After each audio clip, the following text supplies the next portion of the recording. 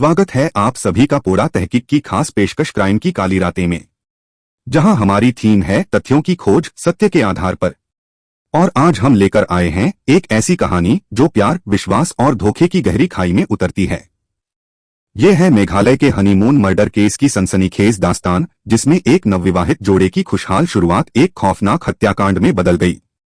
आइए खोलते हैं इस रहस्य की परतें और जानते हैं कि कैसे एक पत्नी पर लगा अपने ही पति की हत्या का इल्जाम। ये पॉडकास्ट वास्तविक घटनाओं पर आधारित एक नाटकीय प्रस्तुति है। हमारा उद्देश्य जागरूकता फैलाना और इस घटना के सामाजिक व मनोवैज्ञानिक पहलुओं पर चर्चा करना है। कृपया इसे संवेदनशीलता के साथ सुनें। 11 मई 2025 इंदौर। राजा रघुवंशी और सोनम रघुवंशी की शादी धूमधाम से होती है। एक ट्रांसपोर्ट कारोबारी राजा और सोनम, जिनके परिवारों ने इस रिश्ते को पूरी सहमति से जोड़ा। शादी के बाद ये नवविवाहित जोड़ा हनीमून के लिए मेघालय के शिलोंग रवाना होता है। 20 मई को वे वहां पहुंचते हैं। मेघालय की हसीन वादियां, लिविंग रूट्स ब्रिज और वेई सॉडॉन झरना सब कुछ एक परफेक्ट हनीमून की तस्वीर पेश करता है। लेकिन 23 मई को ये जोड़ा अचानक लापता हो जाता है। 2 जून को वेई सॉडॉन झरने के पास एक खाई से राजा का शव बरामद होता है। पोस्टमार्टम से खुलासा होता है कि उनकी हत्या एक धारदार हथियार से की गई। लेकिन सोनम का कोई अतापता नहीं। क्या सोनम को अगवा कर लिया गया, या फिर इस कहानी में कुछ और राज छिपा है? मेघालय पुलिस ने तुरंत एक स्पेशल इन्वेस्टिगेशन टीम सेट बनाई, जिसका नेतृत्व किया ईस्ट खासी हिल्स के एसपी विवेक सीएम ने। इस जांच को नाम दिया गया ऑपरेशन हनीमून। पुलिस को अपराध स्थल से मिले कुछ अहम सबूत, खून से सना शर्ट, सोनम का रेनकोट, एक टूटी मोबाइल स्क्रीन और एक माचेट, स्थानीय दा। लेकिन सबसे बड़ा सुराग था एक टूरिस्ट गाइड अल्बर्ट पीडी का बयान, जिसने बताया कि उसने राजा और सोनम को 3 अन्य पुरुषों के साथ देखा था। पुलिस ने मध्य प्रदेश और उत्तर प्रदेश में छापेमारी कर 4 लोगों को गिरफ्तार किया: राज कुशवाहा, आकाश राजपूत, विशाल चौहान और आनंद कुर्मी। और फिर जून के 8 से 9 की रात गाजीपुर के एक ढाबे पर सोनम रघुवंशी मिली।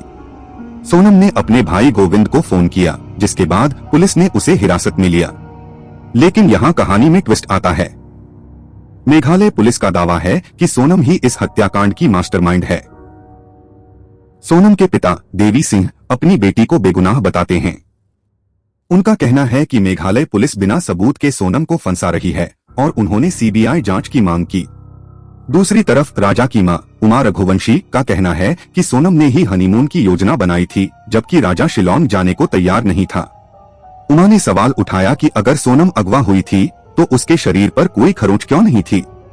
राजा के भाई विपिन ने भी खुलासा किया कि सोनम का राज कुशवाहा के साथ प्रेम संबंध था, जो इस हत्याकांड का मकसद हो सकता है।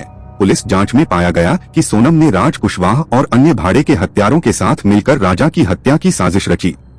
एक्स पर कुछ पोस्ट्स में दावा किया गया कि सोनम ने फोटोशूट के बहाने राजा को सुनसान जगह पर बुलाया, जहां हत्यारों ने उस पर हमला किया।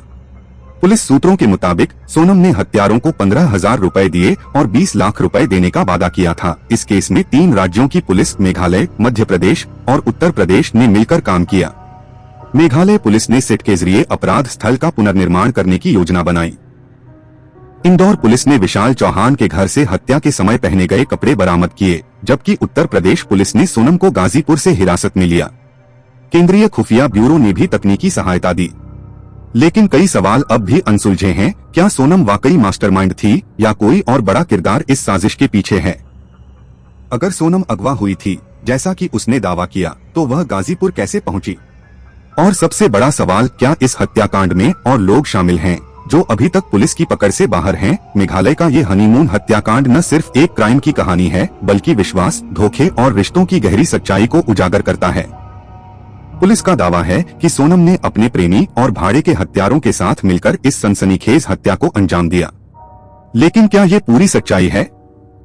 पोड़ा तहकीक की इस कड़ी में हमने तथ्यों को आपके सामने रखा। अब आप बताइए, क्या सोनम वाकई दोषी है, या इस कहानी में कोई और ट्विस्ट बाकी है? हमें कमेंट्स में बताएं कि आप इस केस के बारे में क्या सोचते हैं। और हाँ, अगर आप चाहते हैं कि हम किसी और क्राइम की गुत्थी को सुलझाएं, तो वो भी जरूर लिखें। अगली कड़ी में फिर मिलते हैं एक नई कहानी के साथ। तब तक तथ्यों की खोज सत्य के आधार पर हम करते रहेंगे।